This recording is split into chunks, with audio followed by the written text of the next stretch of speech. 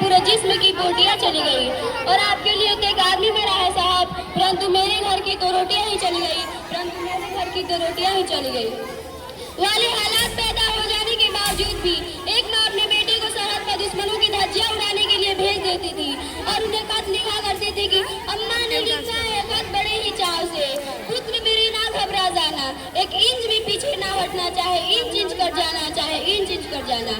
तब देश बलिदान मांगता था, तब देश मर जाने को, मिट जाने को, फांसी चढ़ जाने को कहता था, परंतु आज देश मर जाने को, मिट जाने को, फांसी चढ़ जाने को नहीं कहता, बल्कि मेरे विचारों में यदि कोई व्यक्ति अपना काम पूरी ईमानदारी, पूरी मेहनत, पूरी लगन से करे तो वही सबसे बड़ा देशभक्त है। मैं नहीं मानती कि फेसबुक और व्हाट्सएप की डीपी को 3 रंग में रखना देशभक्त है। यदि आप कहेंगे कि साल में 2 बार हाथ में तिरंगा ले लेना देशभक्त है, तो मैं पूछना चाहूंगी कि फुटपाथ पर रहने वाला वो बच्चा ट्रैफिक के छांव में नंगे पाँव में जब तिरंगा बेच रहा होता है तो क्या इसे आप देशभक्ति कहेंगे? यह उसकी देशभक्ति नहीं है, उसकी पीठ की भूख की शक्ति थी जो उसे ऐसा करने पर मजबूर करती है।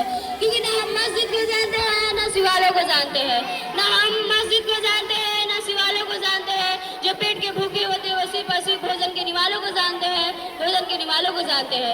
अपने देश, अपने समाज, अपने परिवार का समर्पण का भाव है ये देशभक्ति।